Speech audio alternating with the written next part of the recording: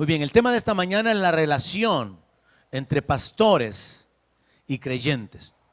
Y quiero comenzar en Jeremías capítulo 3, verso 15, donde la palabra de Dios dice: y les daré pastores según mi corazón, que los apacienten con ciencia y con inteligencia. Ahí mismo también en Jeremías capítulo 23, verso 4, dice: y pondré sobre ellas pastores que las apacienten, y no temerán más, ni se amedrentarán, ni serán menoscabadas, dice Jehová. Cuando yo leo este par de escrituras, yo veo una cosa. Fue idea de Dios poner pastores. Fue idea de Dios el establecer a los pastores. Aunque en la realidad y en la práctica hay muchos que se han hecho pastores a sí mismos. Pero estos no son los pastores conforme a la voluntad de Dios, no son los pastores establecidos por Dios. Entonces yo veo a través de la escritura que poner pastores fue una idea de Dios, pero aquí hay que entender lo siguiente: Dios, Jesús, es el verdadero pastor. Y entonces los hombres o los seres humanos establecidos como pastores solamente son como colaboradores visibles de Dios. Porque pensemos en esto. Mire, después de la caída de Adán, el hombre quedó separado de Dios. Y el hombre no podía encontrar su camino de regreso hacia Dios porque quedó destituido, fue desechado, quedó alejado, no podía acercarse a Dios. Entonces Dios determina, a fin de atraer a esa humanidad que está lejos de Él, Dios determina levantar líderes, levantar pastores que sirvieran como un canal, como un medio, como un instrumento para atraer a las personas hacia Él. Y entonces vemos que en la palabra el primer gran pastor levantado fue Moisés. Moisés fue el gran pastor del pueblo de Israel. Israel era el rebaño, eran las ovejas, lejos de Dios, sin poder acercarse a Dios. Pero Moisés es el pastor, el que representa a Dios en la tierra, el instrumento, el ayudante, la ayuda visible en la tierra para atraer a este pueblo hacia la presencia, a la comunión y a la bendición con Dios, o la bendición de Dios. De una manera similar, Dios levantó a los profetas. Los profetas venían, amonestaban al pueblo, enseñaban al pueblo, corregían al pueblo. ¿Para qué? Para que el pueblo supiera cómo acercarse a Dios. Para que el pueblo supiera cómo agradar a Dios, cómo servir a Dios. Entonces establezcamos esta verdad. Poner pastores fue idea de Dios.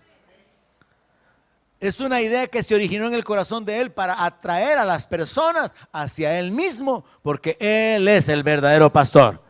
Él es el que puede saciar, hacer fructífera la vida de la persona. Él es el que puede cuidar, proteger, defender. Él es el que puede llevar a las personas a una vida plena. Él es el verdadero pastor. Y Él se revela de esa manera en Ezequiel 34. Y David llegó a ese entendimiento y dice: Jehová es mi pastor. Entonces establecemos esto. Fue idea de Dios poner pastores. En la Biblia, debido a la condición del pecado de Adán, la humanidad heredó la injusticia, la muerte, las enfermedades, pero el hombre también quedó indefenso ante el diablo.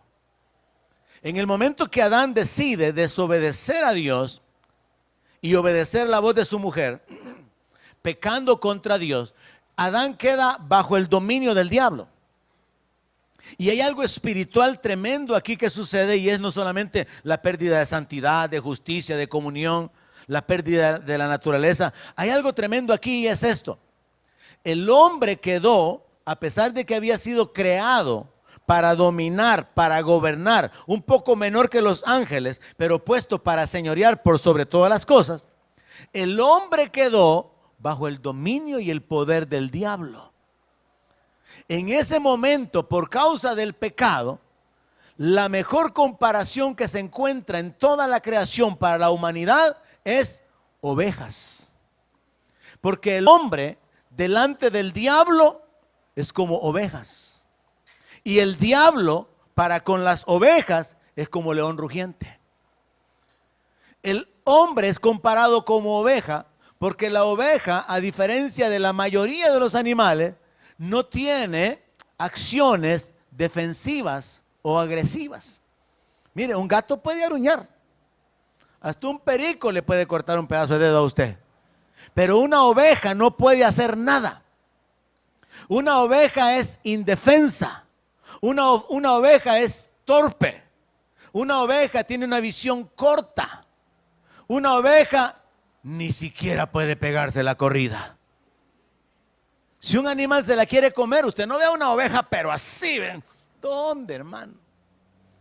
Entonces, la mejor comparación del ser humano es la de las ovejas, por esa condición de debilidad, de que fácilmente es engañada, de que es insegura, tiene un carácter débil, no tiene habilidades de defensa.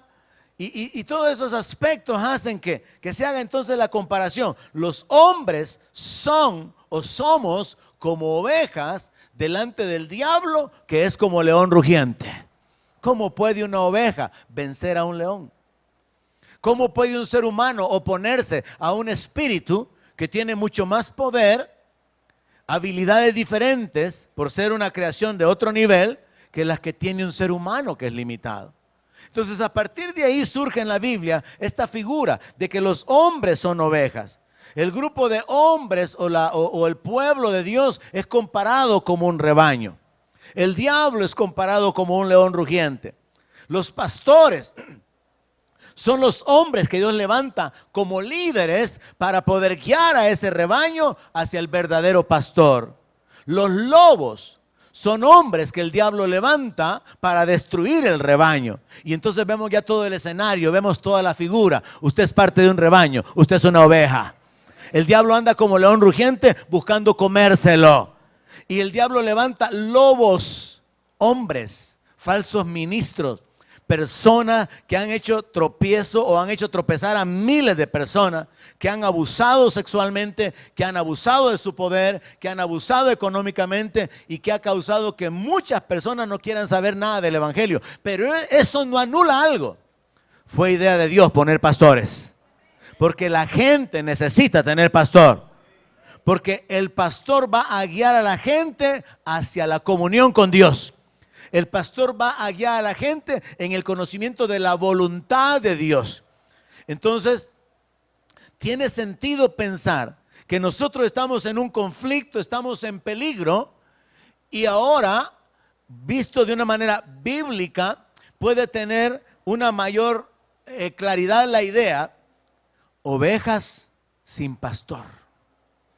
En el Antiguo Testamento se encuentra esa frase 4 veces. Ovejas son como ovejas sin pastor.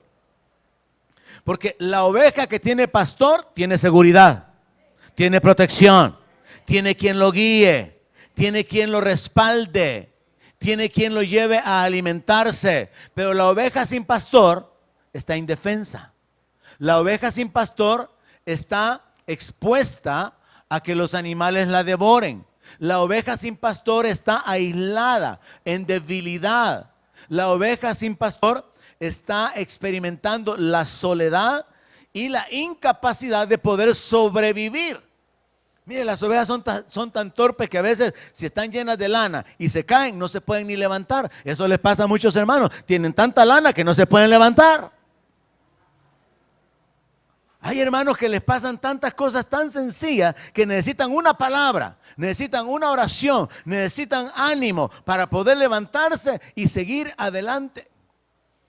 Así que en lo espiritual, cuando hablamos acerca de la condición del ser humano, puede ser perfectamente comparado como oveja sin pastor, cuando la persona no tiene un líder que lo está instruyendo, no tiene a alguien que le esté impartiendo el conocimiento de la voluntad de Dios y de Dios mismo, no tiene quien lo guíe, no tiene quien lo respalde, no tiene un ejemplo delante, no tiene un padre espiritual. Así que el punto de partida es este: poner pastores fue idea de Dios, pero al diablo se le ocurrió levantar falsos pastores, obreros fraudulentos. Poner pastores fue idea de Dios, Pero levantar lobos fue idea del diablo. Poner pastores fue idea de Dios. ¿Cuántos lo creen? Fue su iniciativa. No es que los hombres pensaron o pensamos. De hecho, usted sabe que yo no quería ser pastor. Y curiosamente, la mayor parte de pastores llamados por Dios no queremos ser pastores. Y hay otros que quieren meterse. Y otros que dicen, yo soy pastor porque estudié para pastor. Nadie puede ser pastor porque estudió para pastor. Los pastores son los que son establecidos por el Señor. Los que son llamados por Dios. Los que son aprobados por Dios. No los que quieren ser pastores. Esos son los que se levantan de entre los hombres. Entonces, tenemos que establecer esto en nuestra mente. Yo quiero que usted salga de aquí con esta idea muy clara. Poner pastores fue idea de Dios. Pero el diablo ha levantado lobos. El diablo ha levantado falsos ministros, obreros fraudulentos, falsos pastores. La Biblia dice, o el apóstol Pablo dijo, que aún el diablo se disfraza como ángel de luz. Y entonces no es cosa extraña que sus ministros también se disfracen. Y estos han causado mucho daño. ¿Cómo se habla del evangelio? Por el daño que un pastor puede causar a una multitud o a una congregación. ¿Cómo se habla de los ministros? Por causa de un pecador, de un sinvergüenza o de alguien que no cuidó su vida y su testimonio. Porque cosas tremendas suceden. Pastores que han mantenido en secreto su homosexualidad. Pastores que han mantenido en secreto el estarse enriqueciendo de una manera ilícita. Y por eso tenemos que establecer que, según la palabra de Dios, poner pastores fue una idea de Él. Pero Él también puso los límites. Él establece cuál es el carácter, cuáles son las responsabilidades del pastor. Dios determina cómo es que las cosas funcionan y por eso es que esta mañana el tema del mensaje es la relación entre los pastores y las ovejas. Ahora vamos a hablar de esto bajo el entendimiento que estamos hablando de verdaderos pastores con verdaderas ovejas. Porque el pastor también se encuentra con el peligro de los falsos hermanos, de las falsas ovejas. Y como le he dicho yo a los hombres en la reunión de hombres, Dios me ha dado la autoridad para guardar el rebaño, para edificar el rebaño. Y si yo sé que aquí hay un hombre que anda por ahí de alegre, buscando conquistar a las hermanas, alguien anda aquí abusando de prestar dinero y esto y lo otro, voy a tener que ponerlo quieto. Porque Dios me ha puesto en la posición de guardar el rebaño. Si alguien viene con doctrinas atravesadas, voy a tener que enderezar las cosas. Si alguien viene queriendo causar división, voy a tener que señalarlo. Porque Dios me ha dado autoridad para edificar y cuidar el rebaño.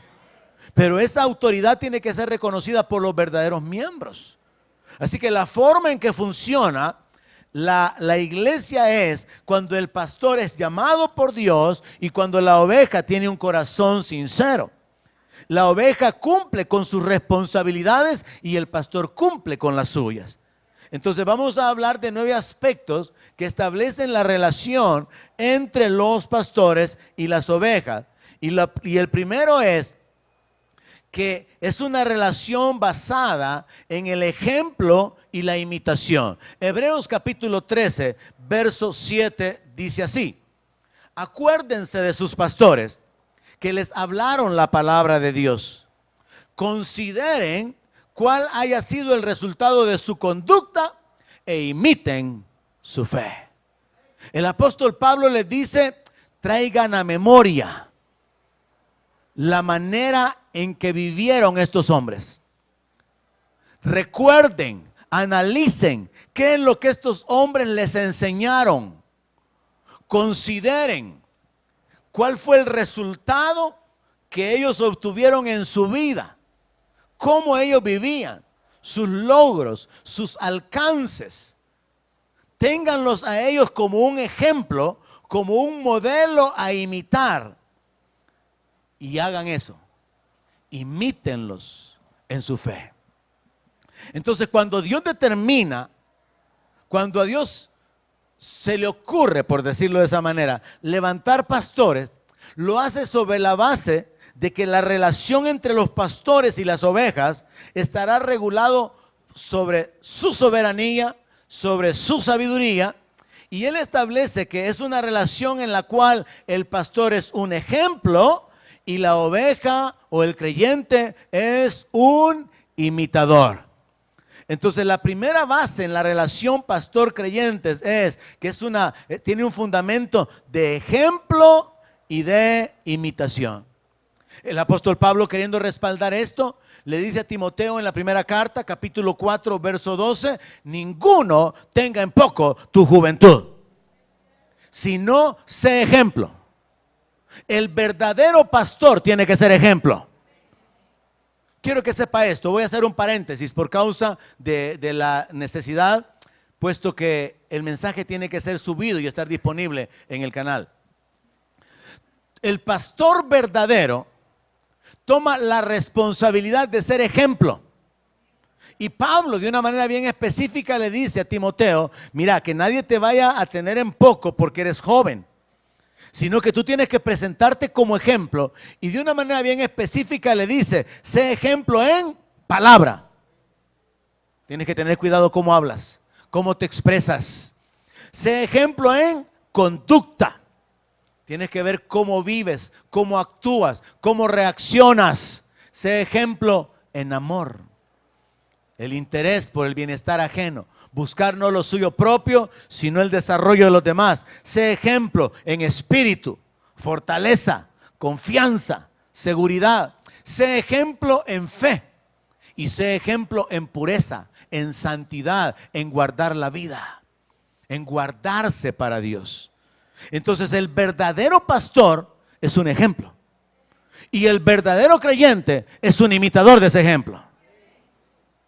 El pastor tiene que vivir consciente de que su ministerio es un ministerio que está expuesto delante de los ojos de todos y que va a ser evaluado, analizado.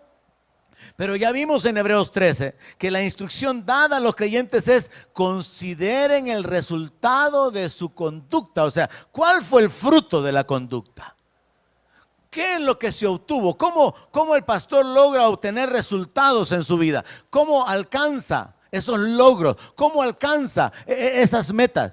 Analizar cómo vive, analizar cómo se desenvuelve, analizar cómo es el desarrollo de sus relaciones.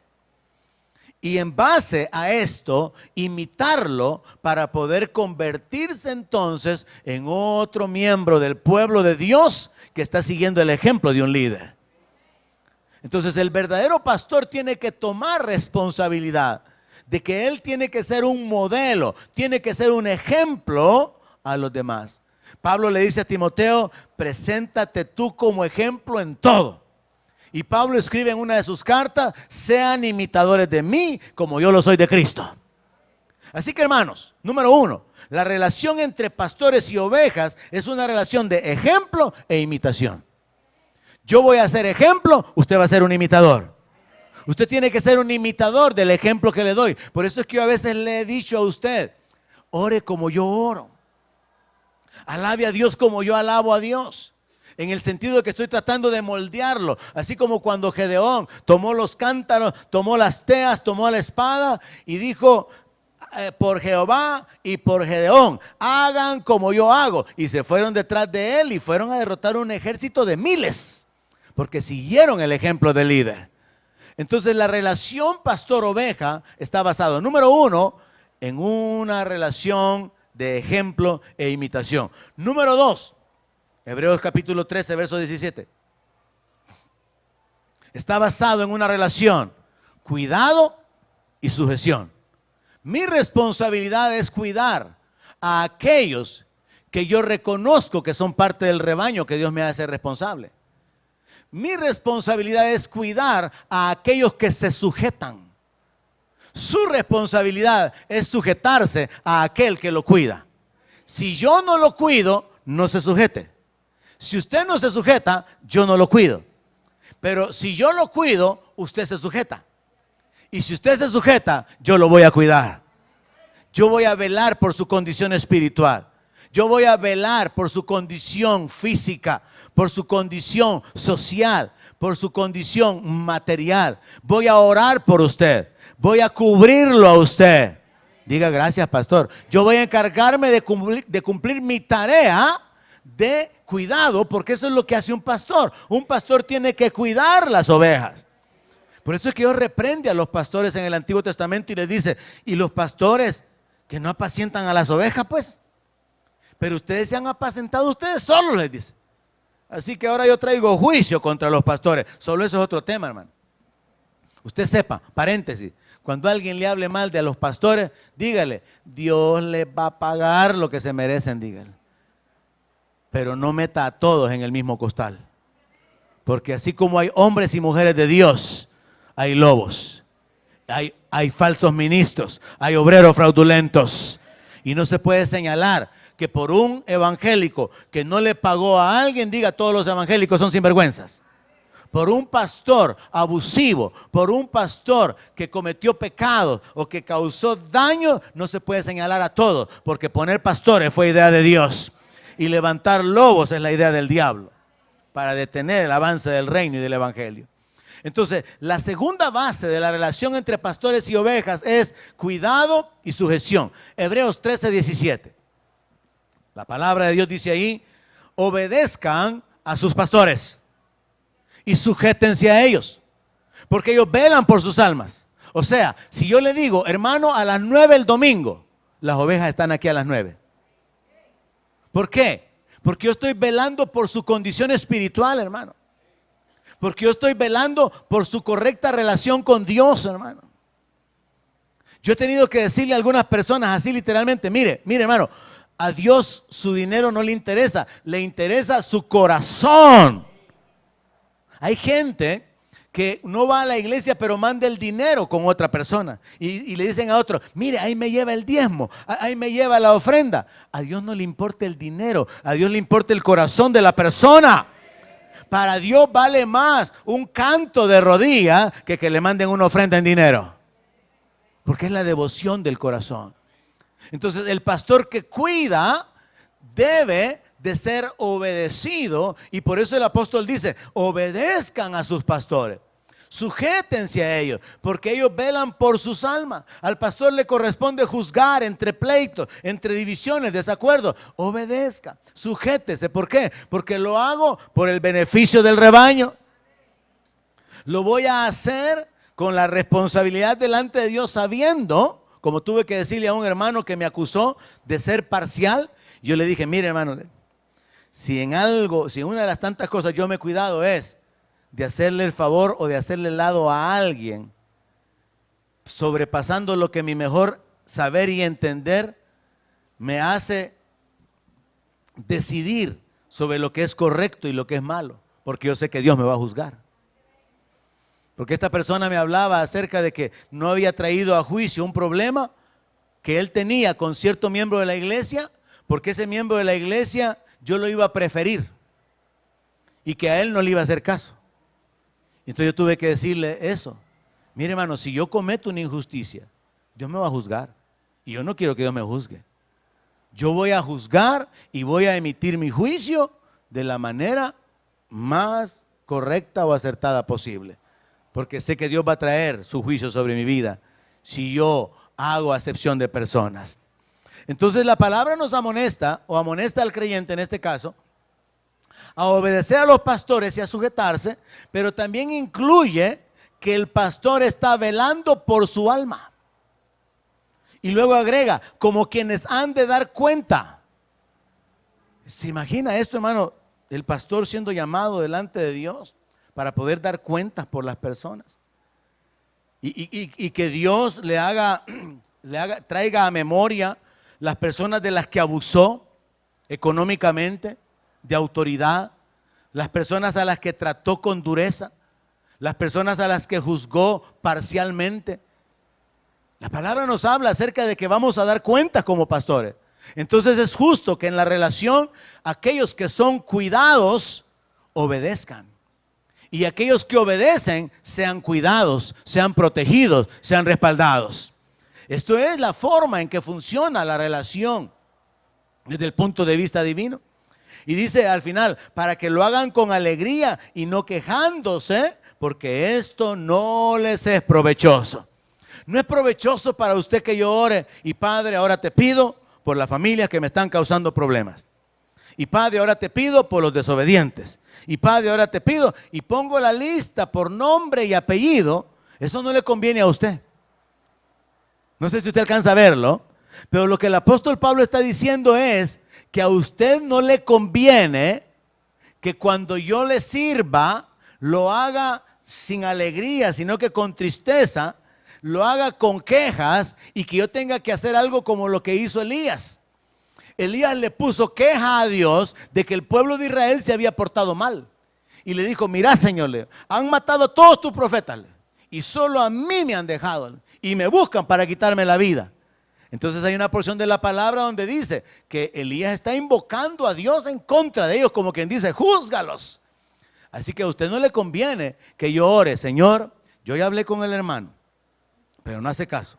Lo pongo en tus manos, Padre, porque ya está fuera de mi alcance. A usted no le conviene.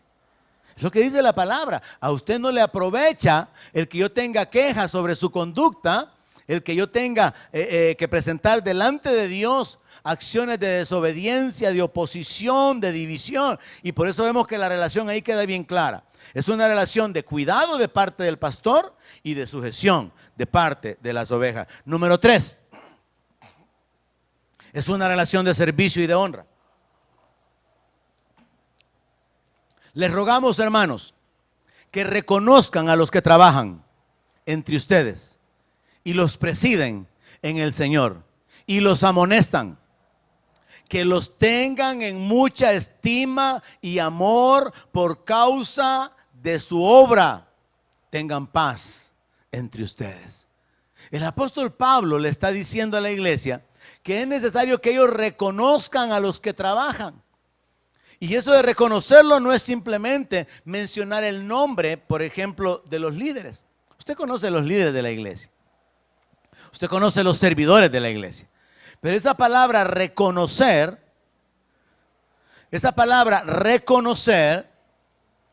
es diferente de lo que podría ser en lo natural, como quien dijera identificar. Reconocer significa el tener una actitud de honrar a las personas que están trabajando en el ministerio, a las personas que están presidiendo, que están dirigiendo, que están tomando decisiones sobre el rebaño e incluso que los están amonestando. Y dice en el verso 13, y que los tengan en mucha estima y amor. ¿Cuál es la responsabilidad del creyente? Estimar y amar a los que le presiden, a los líderes, a los servidores. Yo a veces le he dicho a usted, considere, hermano, el trabajo que hacen los maestros de escuela bíblica. Agradézcaselos. Considere el trabajo que hace el grupo de alabanza. ¿Cuántas veces usted ha venido a ellos a decirle, hermano, usted es de bendición para mi vida? Yo le agradezco porque realmente pasamos tiempos de bendición mientras estamos en la presencia de Dios, siendo guiados por ustedes. Yo le he hablado acerca de la necesidad de reconocer el trabajo de su líder en el ministerio. Es sobre esta base, sobre este fundamento. El apóstol Pablo les dice a los creyentes en el verso 12, les rogamos que los reconozcan, que reconozcan a los que trabajan, a los que los presiden, a los que los amonestan y que los tengan en mucha estima y amor. O sea, dentro de la iglesia Dios determinó que los que guían, los que lideran, los que presiden, los que sirven, los que trabajan, tienen que ser honrados. ¿Quiénes los van a honrar? Los creyentes. Los creyentes van a honrar a los que están trabajando en servir a la congregación, a los que están trabajando en ocupar su tiempo en la planificación, en el programa, en el desarrollo de las actividades. Allá andan los maestros con los niños para afuera, para arriba y para abajo. Allá están los maestros dando clases en lugar de estar aquí. Allá están las hermanas en sala cuna para que usted esté tranquila. Les ha dado las gracias, los ha reconocido, los ha estimulado, los ha honrado. Ese es otro nivel al que tenemos que llevar el reconocimiento. Aunque aquí el apóstol Pablo está hablando particularmente de liderazgo y lo estamos conectando con el pastor. Es una relación de yo le sirvo, usted me honra. Yo le honro, usted me honra, yo le sirvo. Es una relación en dos vías, pero que al final cada uno tiene que cumplirla independientemente de, es decir, yo voy a servirle, no me importa si usted no me honra. Yo voy a servirle y a cumplir el trabajo y la tarea que Dios me ha dado. Ya que usted cumpla su parte, ese es su problema, ese no es mi problema. Entonces lo mismo sucede en muchas congregaciones donde el pastor no está sirviendo, pero lo están honrando. Yo me admiro de que yo conozco que hay pastores buenos que tienen congregaciones que no los valoran. Y hay congregaciones buenas que tienen pastores que no trabajan. Pero la regla de Dios es que haya como una equidad en la relación de dar y recibir.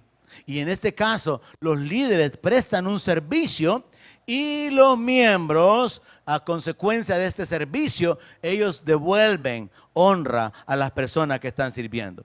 Número 4, la relación entre los pastores y las ovejas está basada sobre el principio de la siembra espiritual y la cosecha material. Primera de Corintios capítulo 9, verso 11. Primera de Corintios 9, verso 11. El apóstol Pablo hace una pregunta a los corintios debido a que ellos tenían problemas.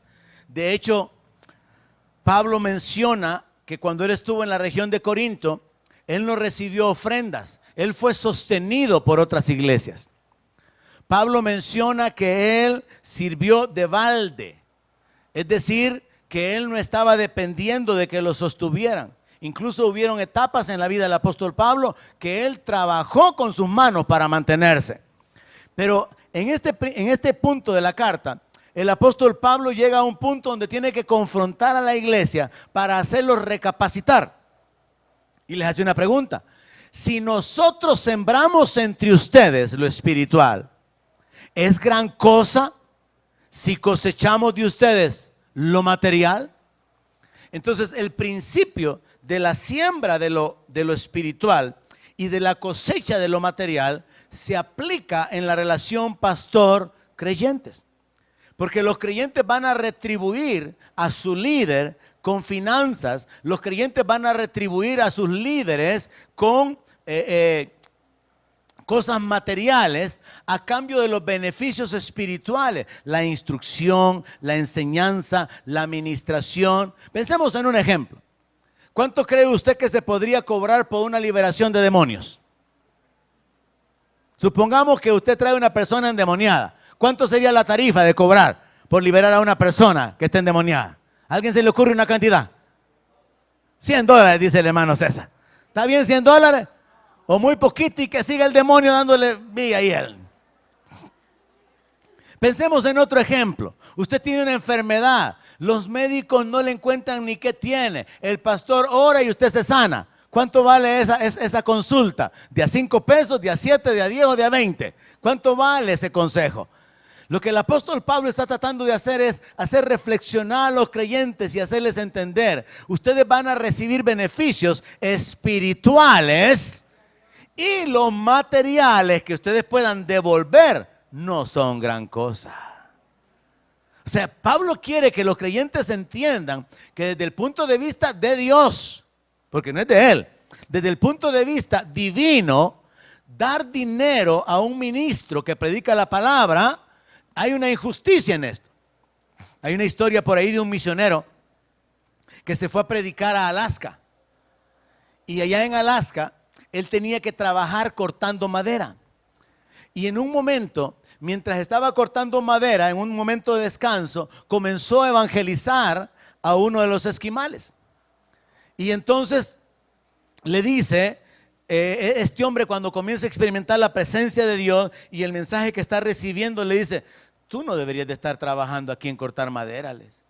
Tú deberías de estar compartiéndole lo que me estás compartiendo a mí, a toda la aldea, le dice. Y entonces le dice el hermano, el misionero, es que si hago eso, no voy a tener de qué vivir. Entonces tengo que trabajar y tengo que simultáneamente compartir el evangelio. Y entonces este hombre le dice, no, le dice, yo voy a trabajar más para que tú vayas a compartirles el mensaje que me acabas de compartir a mí. Y esa es una historia verdadera, se menciona hasta con nombre y apellido. Y entonces este hombre se convirtió en el sostén de este misionero, y este misionero cuenta en su diario que su desayuno, almuerzo y cena fue salmón durante un montón de meses. Pasaba comiendo salmón en la mañana, al mediodía y en la noche, pero predicando la palabra de Dios. Entonces, a cambio de predicar la palabra, él recibía pescado. Él estaba siendo sostenido en lo material. Hubo otro pastor, un predicador en los Estados Unidos, uno en Inglaterra, que menciona que siendo un joven aceptó el pastorado. Pero lo que le daban en la iglesia era tan poco que solo le servía para alquilar los 2 cuartos que él utilizaba para vivir y ya no le quedaba dinero para su comida. Entonces, él tenía que trabajar, algo que el apóstol Pablo nos enseña. Pero esta es una enseñanza ya propiamente para pastores. Él tenía que trabajar. Y junto con su trabajo, él continuaba llevando la obra de la iglesita que se estaba levantando. Pero un día viene un anciano y le dice, pastor, le dice, el Señor puso en mi corazón que le trajera, habla de coronas, habla de ciertas monedas ahí. Y este hombre solamente le trae la mitad de lo que Dios le dijo que trajera. Y le dice, Dios me dijo que le trajera esto a usted. Porque Dios dice que usted tiene que estar más ocupado en la palabra, en la oración, en el ministerio. Y eso es bíblico, eso fue lo que dijeron los apóstoles, ¿recuerdan? Cuando se escogieron a los diáconos, los apóstoles dijeron, nosotros no vamos a ocuparnos de las mesas, nosotros tenemos que ocuparnos de la palabra y de la oración. Ustedes encárguense de esos problemas de andar atendiendo viudas. Eso de estar distribuyendo porciones, de estar atendiendo los problemas de la gente, arréglenlos ustedes. Nosotros vamos a permanecer en la palabra y en la oración, en comunión con Dios para saber qué ministrarles.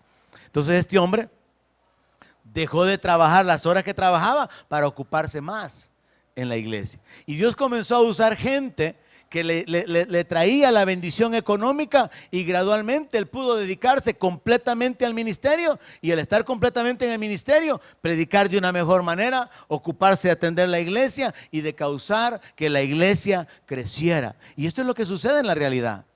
Hay muchos pastores que les toca trabajar, pero el pastor que está trabajando en lo natural no tiene realmente el tiempo, la libertad, la profundidad en la palabra para poder ministrar a la iglesia. Pero aquel que está a tiempo completo, sí tiene el tiempo para poder buscar de Dios la guianza, la ayuda, la dirección, la inspiración, llenarse del conocimiento de la palabra y entonces bendecir al pueblo con una buena predicación o buenas enseñanzas. Pero es necesario que el creyente tome la responsabilidad de sembrar lo material a cambio de estar recibiendo lo espiritual de parte de los líderes. En Romanos capítulo 15, verso 27, el apóstol Pablo de nuevo toca este principio y dice, es que les pareció bueno, son deudores a ellos, porque si los gentiles han sido hechos participantes de sus bienes espirituales, deben también ellos ministrarles de los materiales. Mire esa frase, deben. O sea que cuando usted recibe un beneficio espiritual, delante de Dios, usted está en una deuda. ¿Y cómo va a pagar esa deuda? Con algo material. Pongamos un ejemplo. Hay gente que puede estar viviendo oprimida, no endemoniada, oprimida mentalmente, con sentimientos de temor, de inseguridad, depresión. Y entonces está en un proceso donde tiene que estar semana a semana visitando al profesional. Y semana a semana ahí va la cuota, ahí va la cuota, ahí va la cuota. Y puede permanecer un año en tratamiento psicológico.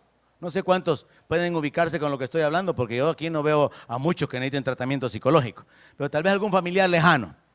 Entonces, el proceso o el tratamiento psicológico implica estar pagando cada consulta, cada cita, cada cita, cada cita. Pero viene un pastor, viene un ministro, pone la mano sobre usted, ora por usted, usted lleno de paz, usted es libre. ¿Cuánto vale eso? 5 pesos, 7 pesos, 10 pesos, 20 pesos. No se le puede poner precio al beneficio. Que usted no podía dormir por 2 meses y ese día que el pastor oró por usted, usted ni se quería levantar porque durmió tan rico que quería desquitarse los 2 meses que no había podido dormir. Esa noche se acostó y usted quería hibernar igual que los osos. ¿Cuánto vale eso? No tiene precio.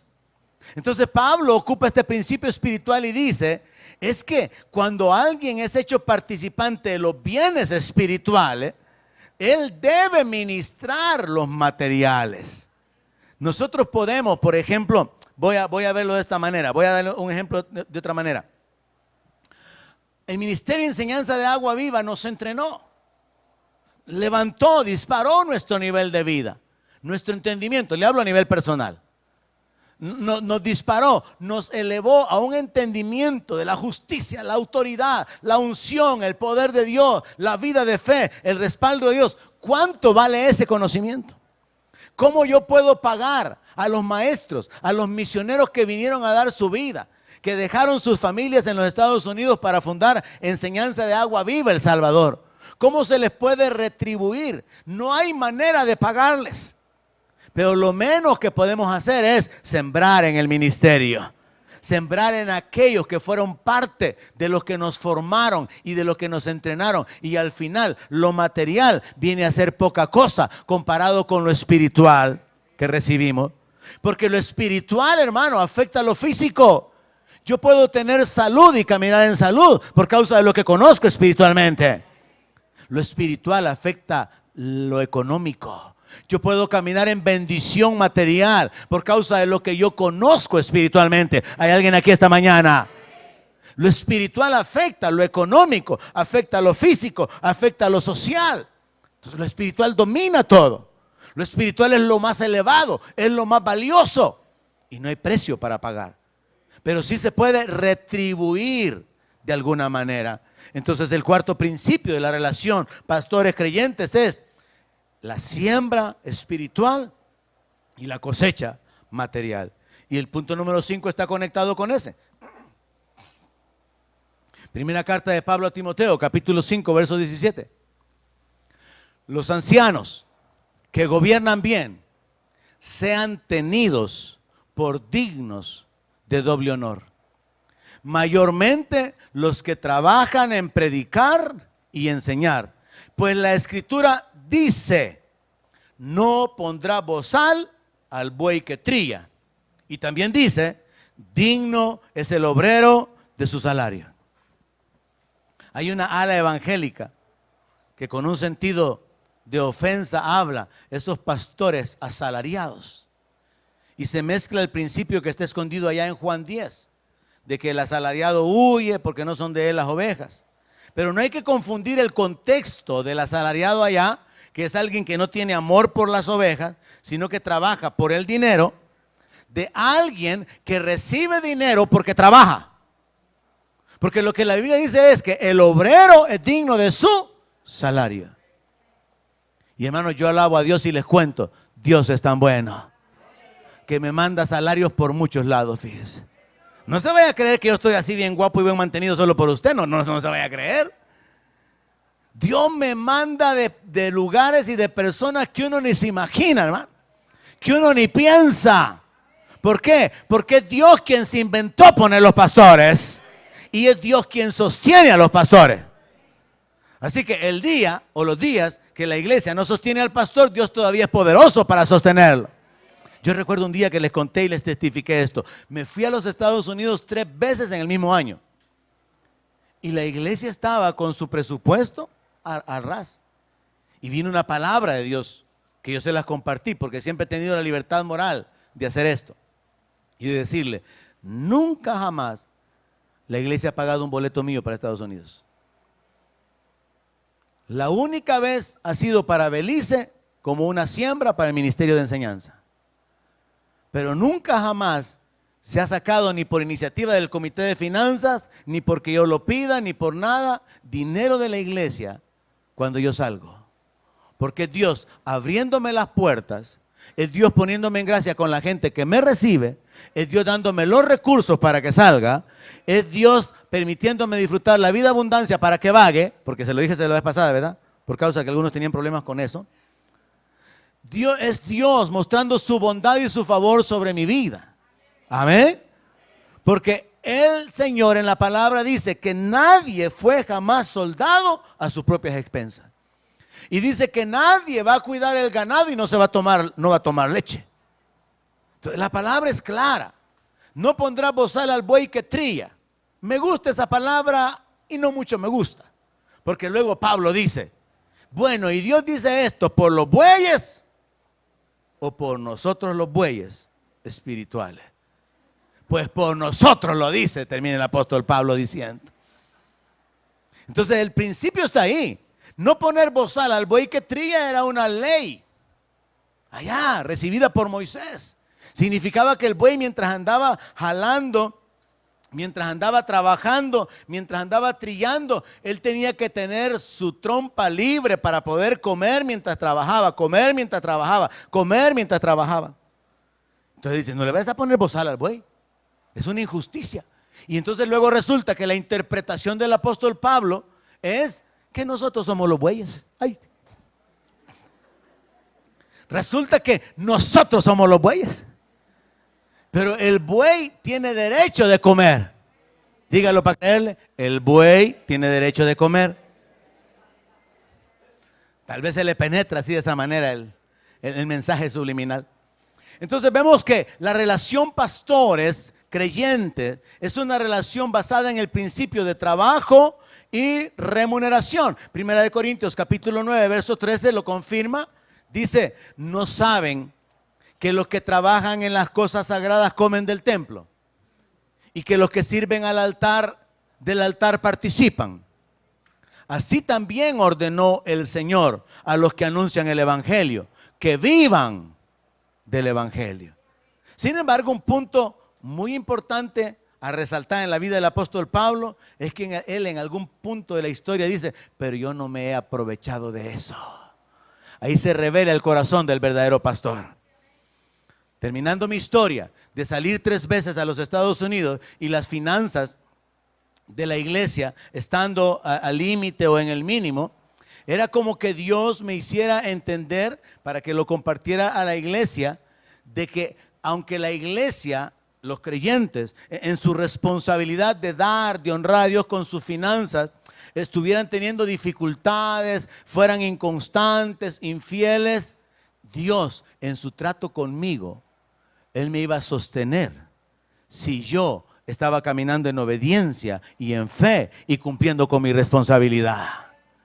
Y en ese sentido hay que estar bien claros. Hemos pasado por etapas como iglesia de necesidades, de limitaciones. Hemos pasado por etapas donde hemos cerrado el presupuesto del mes, pero con finanzas del siguiente mes. Hemos pasado por etapas en las que recursos del Centro de Entrenamiento Ministerial se han tenido que meter a la iglesia para poder cubrir los gastos. Pero yo prefiero que esa sea la condición cuando la gente está dando voluntariamente, con entendimiento y con su corazón, a que se sientan presionados, manipulados, obligados, y que yo les diga, hermano, hace tiempo no me compro zapatos. Fíjate que a mi esposa se le reventaron las chancletas la semana pasada. Prefiero, hermano, que la cosa se mantenga en el límite y no que yo sea señalado de un pastor que está poniendo presión para exigir dinero, que está poniendo cuota, o como decía un hermano el día jueves, ponen un cartel donde ponen los que le deben al Señor y ponen una lista ahí. Dios nos guarde, hermano. Dios nos libre. Dios va a sostener a sus soldados. Dios va a sostener a sus siervos. Y por eso yo mencionaba, yo estoy muy agradecido de que puedo ver rostros aquí de personas que en un año uno, en otro año otro, en otro año otro, han venido con una bendición extraordinaria y han sido los canales que Dios ha usado para poder sostenerme y sostener a mi familia materialmente. Sexto aspecto de la relación pastores-creyentes. Es una relación basada en el principio de la guianza y la sumisión. Primera de Pedro, capítulo 5. Verso 5. Primera carta del apóstol Pedro, capítulo 5, verso 5. Igualmente, jóvenes, estén sujetos a los ancianos y todos sumisos unos a otros. Revístanse de humildad, porque Dios resiste a los soberbios y da gracia a los humildes. Ahí podemos ver el principio de someternos a aquel que nos guía, o de mi parte, de guiar a aquellos que se someten. Una de las cosas que Pastor Jim Circle enseñaba a los pastores en enseñanza de Agua Viva es esto: si usted aconseja a alguien y le da instrucciones sobre lo que tiene que hacer para solucionar su problema, su condición de vida, y luego queda pendiente para una segunda cita, una tercera cita, lo primero que usted tiene que hacer es, bueno, veamos, revisemos los avances. ¿Hicieron lo que les dije que hiciera? Y si las personas le dicen, no, es que pues sí, es que yo quería, pero es que yo pensaba, no hicieron lo que usted les dijo, no pierda su tiempo con otra cita. Porque estas personas van a estar mes tras mes, usted les dice lo que tienen que hacer, ellos no lo hacen, ellos no lo van a hacer y usted está perdiendo el tiempo. Entonces uno no puede guiar a aquel que no se somete. Y usted no debería someterse a alguien que no lo guía. La relación es de dar y de recibir. Usted se somete a aquellos que están guiándolo, que lo están instruyendo. Y por cierto, este es otro punto muy importante. Sepa a quién contarle sus problemas. Porque a veces se da dentro de las iglesias que hablan con alguien que en lugar de darle para adelante, le va a dar para atrás, hermano. En lugar de darle ánimo, le van a dar ganas de llorar. En lugar de guiarlo espiritualmente, lo va a guiar carnalmente. Entonces tenga cuidado. Tal vez usted no tiene la confianza, la cercanía, o por A o B razón no puede tratarlo con nosotros, pero asegúrese de tratarlo con alguien que sí tenga un buen testimonio y que sí tenga la condición adecuada para poder guiarle. Como un paréntesis aparte. Entonces el sexto principio es el de la guianza y de la sumisión. La gente se sujeta a aquellos que los están guiando. El séptimo principio es: la relación está basada en la dedicación de los ministros y la intercesión de los creyentes. Segunda de Tesalonicenses capítulo 3 verso 1. Pablo le dice a los creyentes: por lo demás, hermanos, oren por nosotros para que la palabra del Señor corra y sea glorificada, así como corrió y fue glorificada entre ustedes. Oren por nosotros para que seamos librados de hombres perversos y malos, porque no es de todos la fe. Pablo está diciendo que la relación pastores creyentes incluye este principio. Yo me dedico a la obra, usted intercede por mí. ¿Hay alguien aquí? Que a veces yo pienso que me han puesto una imagen así para engañarme de que no se han ido. Yo me dedico a la obra y ustedes interceden por mí. Porque, hermano, sepa que lo que se hace aquí en la iglesia es solamente una parte del ministerio personal. El ministerio personal es mucho más que lo que sucede el domingo. Incluye la policía, incluye reuniones de pastores, incluye ministrar en otras iglesias, incluye el ministerio de enseñanza, la extensión de la enseñanza, incluye las salidas a otras iglesias en otros países. O sea, el ministerio es mucho más que lo que vemos aquí. No comete el error de este niño, que cuando están en esa edad en la que se les pregunta, ¿y qué querés ser cuando seas grande? Al niño le preguntaron, ¿y tú qué vas a hacer cuando seas grande? Y el niño muy astutamente dijo, yo cuando sea grande, yo quiero ser pastor. ¿Y por qué? Le dijo la mamá, pero emocionada, ¿verdad? Porque él solo trabaja el domingo, le dijo.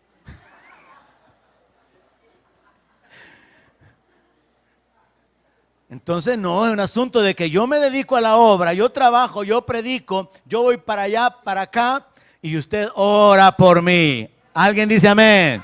Es parte de la relación entre los pastores y los creyentes. Número 8. Es una relación que está basada en el principio de edificación y agradecimiento. Gálatas 6:6. Estoy compartiéndole principios que están en la palabra de Dios que nos muestran cómo funciona la relación entre los pastores y los creyentes bajo el fundamento o el hecho de que estamos hablando de pastores verdaderos y creyentes verdaderos. Y esta es la manera de Dios, la manera en que funciona según Dios. El principio de la edificación y el agradecimiento. El que es enseñado en la palabra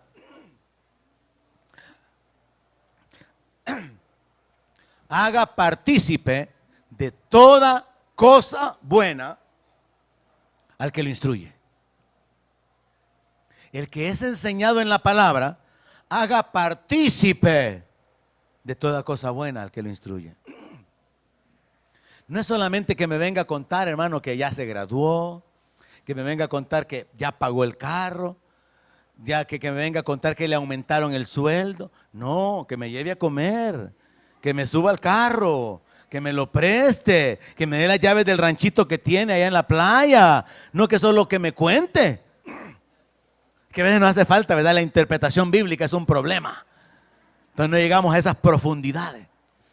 Entonces haga partícipe de toda cosa buena a aquel que lo enseña. No significa solamente que le cuente. Fíjese, pastor, que me movieron, mire, de supervisor a jefe general y me han duplicado el sueldo. Ah, qué bueno, gloria a Dios, hermano. Y yo pensando, por eso que estaba orando, ¿verdad? El Señor me inquietó a las 4 de la mañana y ahora este bandido no me da pero ni una pieza de un pollo campero, aunque sea pollo del dólar, ni un econocombo del Burger King. Hay que aclarar algo. La relación pastores-ovejas, y voy a seguir con esto la siguiente semana, no es un asunto de dinero, fíjese. Es un asunto de amor. El verdadero pastor ama a las personas y por eso las va a servir. Porque las quiere ver levantadas, bendecidas, prosperadas y en salud. Yo no quiero ver un montón de gente, hermano, divorciados, arruinados, enfermos, en muletas, sillas de ruedas, todos pobres, todos acá. No, hermano. Yo quiero ver gente bendecida para la gloria de Dios. No sufriendo para la gloria de Dios, hermano. No, bendecidos para la gloria de Dios. En libertad para la gloria de Dios. Con autoridad para la gloria de Dios. Levantando a otros para la gloria de Dios. Entonces, el verdadero pastor tiene un amor por las personas. Y el amor no es un sentimiento, sino que es una decisión que nos hace servir para levantar y buscar el beneficio ajeno. ¿Se acuerdan ustedes que un joven rico vino al Señor y le preguntó, maestro, ¿qué haré para heredar la vida eterna? Y el Señor le dijo, los 10 mandamientos ya los cumplí, le dijo. Entonces dice la palabra, hay una frase ahí, dice que Jesús viéndole, le amó. Fíjese esa frase, viéndole, le amó. El amar a la gente es una decisión. Usted toma la decisión de buscar su beneficio. Usted busca la decisión de levantarlo, de apoyarlo. Es caminar en amor. Y el pastor es llamado a caminar en amor para ministrar y servir a la gente. Verlos levantados. Pero luego también el creyente es instruido por Dios a amar al pastor, a honrarlo, a tenerlo en estima. Se va de paseo allá por Israel. Tráigame un camello, hermano. No que solo me cuenta, viera pastor la presencia. Mire, si es que yo así temblaba. Ay, Señor, allá mire por el Jordán. No, hombre, tráigame algo. Está bien claro, ¿verdad? El que es enseñado en la palabra, haga partícipe de toda cosa buena. Problemas le traen nada más a uno y las cosas buenas no están. Pero pasemos al siguiente porque ya mucho, ¿verdad? Suficiente. Número 9, el último. La relación pastores-creyentes está basada sobre el principio autoridad, obediencia. Tito 2:15. Tito capítulo 2, verso 15. Esto habla y exhorta y reprende con toda autoridad. Nadie te menosprecie. La iglesia camina, la iglesia avanza sobre el principio de la autoridad dada por Dios a los líderes y la obediencia de los miembros a los líderes. ¿Cuándo hay problemas en la iglesia? Cuando no se sigue la línea de autoridad, cuando no hay respeto por la autoridad, cuando se considera que se pueden tomar decisiones independientemente de. Pablo le hace ver a Tito que él tiene la autoridad, el respaldo para exhortar y para reprender con toda autoridad sin que nadie lo menosprecie. Y el mismo apóstol Pablo en la primera carta a los Corintios capítulo 4, 21, sabiendo que esa iglesia que él fundó estaba teniendo problemas doctrinales, problemas de conducta, les escribe una carta para corregir las cosas que se están dando. No sucede completamente, les tiene que escribir una segunda carta. Y en esta incluso le menciona que él va a llegar. Y que cuando él llegue, va a poner en orden todas las cosas. Sobre el principio de la autoridad. Ahora, el apóstol Pablo menciona en 1 Corintios 4:21, ¿qué quieren? Les dice. ¿Llego a ustedes con vara o con amor y espíritu de mansedumbre. Y yo hago esta pregunta: ¿y a cuenta de que el apóstol Pablo le está ofreciendo vara? Dígame usted. ¿Que le han subido los humos al apóstol o qué? Pablo está haciendo referencia a que él, como responsable de la iglesia, tiene la autoridad para poder tomar decisiones, corregir, exhortar, disciplinar, y aún se enseña, y él enseña a los pastores, que algunos ya ni hay que ocuparse de ellos, sino que hay que entregárselos a Don Sata. Pablo enseña eso. Entréguenlos a Satanás, dice, para que aprendan a no blasfemar. Hay creyentes que se salen tanto de la cobertura del área de influencia que el pastor está ejerciendo, que se enredan, causan divisiones, causan problemas, que al final lo mejor es: hey, don Diablo, ahí te haces cargo de ese. Yo ya no voy a estar orando por él, ni enseñándole, ni aconsejándole, ni instruyéndolo. Si quieres, ahí te lo llevas. Qué tremendo, ¿verdad? Entregados a Satanás significa dejarlos sin cobertura, sin respaldo, ya no interceder por ellos, ya no enseñarles, ya no aconsejarlos. Pablo habla de la autoridad para reprender, para exhortar y para llegar con vara. Lo único con lo que yo puedo comparar esto, aunque Pablo se quedó un poco más atrás, es con Esdras. Allá en el Antiguo Testamento, Esdras dice que a algunos les arrancó los pelos. Lea esa historia sobre Esdras. Él estaba indignado porque el pueblo se había corrompido. Tenían novias mundanas, novios mundanos. Hablaban como las naciones de alrededor. Estaban en idolatría, estaban en el pecado. Y Esdras se enoja.